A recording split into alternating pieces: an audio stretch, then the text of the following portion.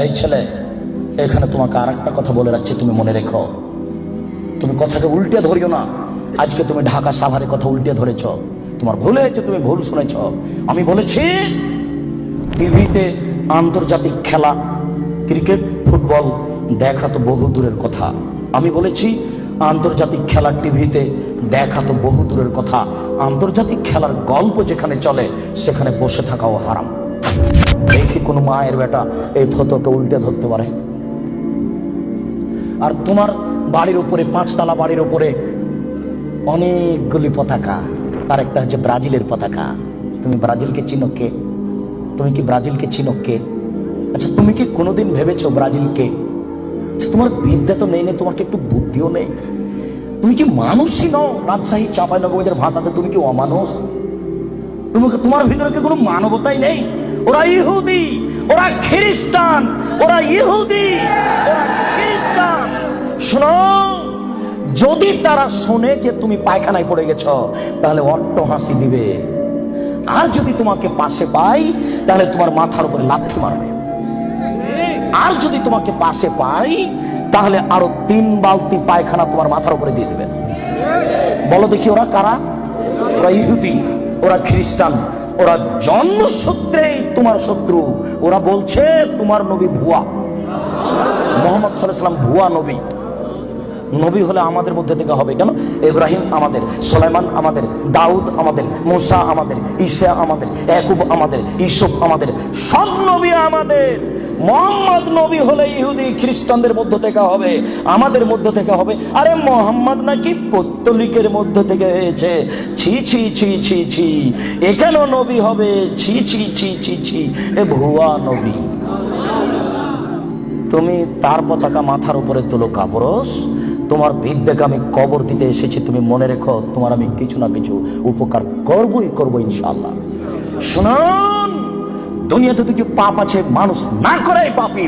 Football cricket racket খেলা যায় ওই সময়তে যখন টাকার হারজিত থাকবে না, শরীর চর্চা থাকবে তখন যায়। ফুটবল ক্রিকেট র্যাকেট ভলিবল এগুলো খেলা যাবে ওই সময়তে যখন টাকার হারজিত থাকবে না, শরীর চর্চা হবে। আর যাতে শরীর চর্চা নেই, বসে বসে সময় কাটাই, এটা খুবই খারাপ। চৌসার, ছক্কা, লুডু, দাবা, পাঞ্জা, ক্যারাম বোর্ড, তাস, গেমস, এইসব খেলায় যদি কেউ অংশগ্রহণ করে তাহলে সে তার হাতকে শরীর শুকুরের রক্তের মধ্যে ডুবিয়ে দিয়েছে। মুহাম্মদ সাল্লাল্লাহু আলাইহি ওয়াসাল্লাম বলেন, মান লাইবা বিনারদি শির ফাকাদাত খালায়াদাহু বিদামি খিনজির। কেউ যদি চৌসার, ছক্কা, লুডু, দাবা, পাঞ্জা, ক্যারাম বোর্ড, তাস, গেমস এই ধরনের খেলায় অংশগ্রহণ করে সে তার হাতকে শরীর শুকুরের রক্তের মধ্যে ডুবিয়ে দিয়েছে। তুমি সাবধান থাকো।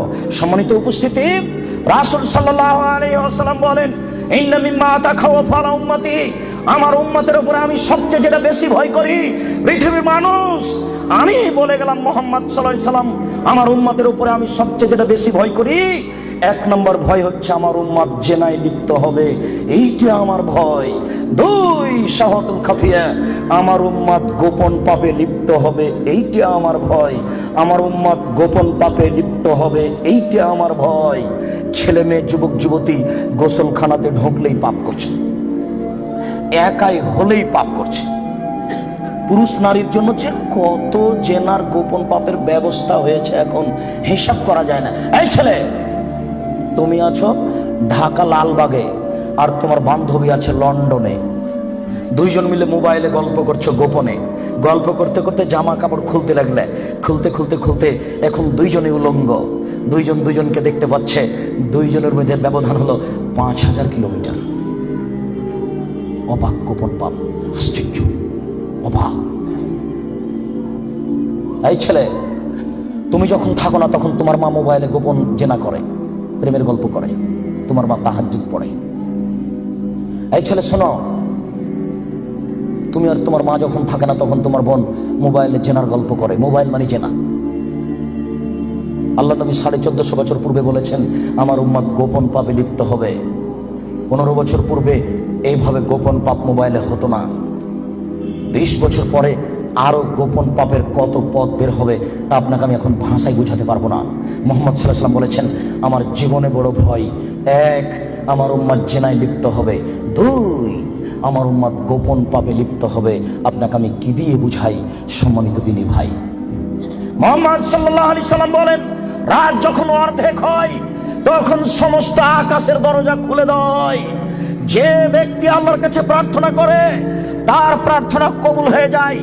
যে ব্যক্তি যা চায় আল্লাহ তাকে তাই দিয়ে দেন।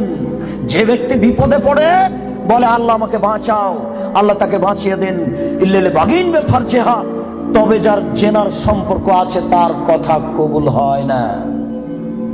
এই ছেলে শোনো, তুমি ম্যাট্রিক পরীক্ষা দিয়েছো, আল্লাহর কাছে প্রার্থনা করছো, আল্লাহ আমার রেজাল্টটা ভালো করে দাও, আল্লাহ আমার রেজাল্টটা ভালো করে দাও, আমাকে গোল্ডেন দাও। আর তোমার মা তাহাজ্জুদ পড়ার পরে চোখের পানি ঝরিয়ে বলছে, আল্লাহ আমার ছেলেটাকে একটা ভালো রেজাল্ট দাও, গোল্ডেন দিয়ে দাও আমার ছেলেকে। এইভাবে তোমার মা রাতের অন্ধকারে চোখের পানি অঝর নয়নে ঝরিয়ে কাঁদছে। তুমি যখন থাকো না তখন তোমার মা মোবাইলে প্রেমের গল্প করে। তোমার মা কিয়ামত পর্যন্ত কাঁদলেও তার কথা কবুল হবে না। আমি অনুবাদক, আমি বুঝাতে পারলাম না।